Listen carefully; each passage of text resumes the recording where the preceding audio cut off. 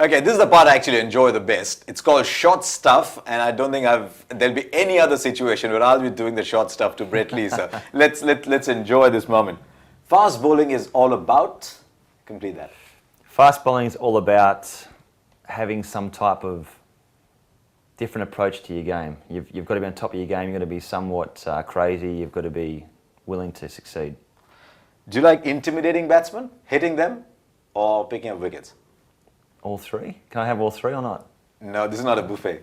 It's not a buffet. I like to take wickets. No, tell me the truth. Yeah, but you intimidate first and then you take the wicket, hopefully. Okay. The best spell you've ever bowled? One of the best spells I've ever bowled was probably that spell to Brian Lara. I think that was up there with one of my most favourites. Yeah, even though I didn't get him out for an hour and a half, I kept him on strike, and there's a photo that I've got him to sign, and the ball was going, like the kookaburra was going past his nose as his feet were completely off the ground, higher than the stumps. And all the crowd were going licks in the crowd, you know the way they do in the West Indies, but great fun. Which is good fun because they'd always done the chin music to the opponents, and this was giving it back. They were getting a bit back from the 80s. The best bouncer you've bowled? That one? Yeah, that one, or to get a batsman out playing a pull shot, maybe to get Sachin out caught in the slips, or yeah. The first bouncer? First bouncer I bowled was under 10s. I dragged one down and it went over the batsman's head, so I thought, wow, this is pretty cool. The batsman you found toughest to bowl to? Sachin or Brian Lara, those two. What would you give up to change the result of Edgbaston 2005? You know what, like, that's up there with one of the most favourite games I've ever played in, and people ask me, like, why, how can that be one of your favourite games when you're lost? But in life, you don't always have to hold that trophy up or be the person standing on the podium, or that's won on that particular occasion. Even though that we lost, but we lost by 2 runs, that was one of the best spirit of cricket games I've ever played in, with Andrew Flintoff, with that famous, you know, shaking my hand after the game, the sportsmanship, the way that we fought back and fell so close. But the kids that brought to the game after that, watching that Ashes series, I think was really good. So that was a great series. Ashes win or World Cup, which is more satisfying?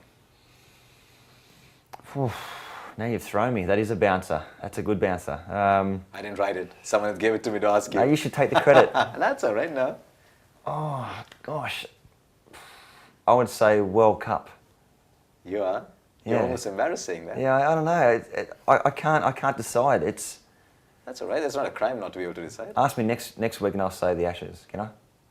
Okay, but it's not a crime not to be able to decide. That's all right. But actually, by not being able to decide, you're giving me the answer I want anyway. Okay, there you go. A fast bowler you'd have liked to partner? You would have liked? I would have loved to bowl in tandem with the great DK Lilly. Dennis Lilly, great action, great aggression, had all the trade, had the whole lot, had every single ball, and he's a top fella, top bloke.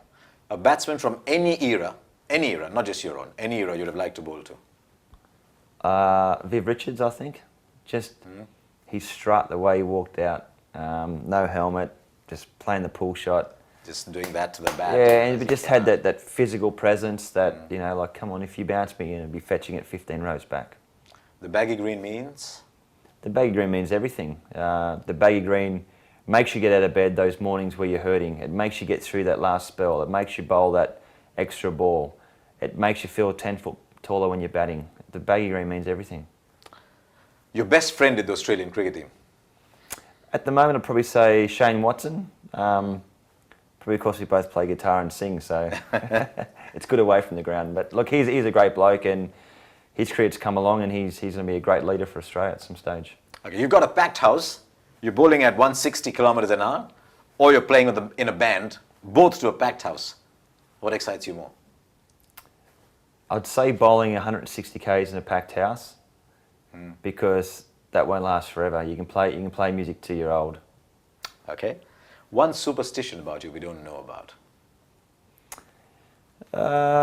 Superstitious or routine. I always put my left shoe on first. I figure you have to do one. It's a habit. I always put my left one on first. But superstition's not a big thing for you? No, not really. If I've done well with... I'm not like if I've worn a pair of bike shorts or a pair of underwear or a pair of coloured socks, I'd go and do that. I know there's a few batsmen around the world that have stuck bats to the roof gone out and got 100 and have to do it every single time. That's Neil McKenzie. yeah, I know. You know that one. He stopped doing it now, apparently. But He would not touch a line. He would, he wouldn't do anything. But everyone's different. But I think the game's that hard as it is. You just don't have, want to overcomplicate things. Who's the bigger bully, Brett Lee or Shane Lee? Shane Lee, Nonsense. definitely. Nonsense. He's bullied me my whole life, but no, he's good. He's been a great leader for me and a great mentor and a good brother. But he's a bully. You're not sounding like a Hindi film. You reckon? My elder brother, lovely fellow, sweet guy. Throw a couple of these in and it'll be good to go. Yeah. An unfulfilled dream, something you might have loved to achieve and couldn't? I want to do more with my music. I've got some stuff that I want to do with my charity as well, which I'm setting up over here later on. Yeah, but you can still do that. Is this something that will now be unfulfilled? Yeah, well, if it hasn't been achieved, to me, it's unfulfilled. And it's not like it's an untouchable goal. I don't look back and think that I would have loved to score a Test 100, but didn't happen. I would have loved to take a Test 6 for it or a Test 10 for it. Didn't happen. They're goals that, if you look back now, that can't be achieved. Would be great if it happened, but. And your proudest moment as a person in cricketer? Proudest moment as a person is easy. The birth of my boy, Preston. Best moment ever. And I think my proudest moment as a cricketer is get my baggy green for the first time. 99 against. Putting it on your head, you just get this feeling like I still get goosebumps thinking about it. Right, there you are, short stuff to Brett Lee, and my verdict, he took it on the chin like some of the batsmen who played against him.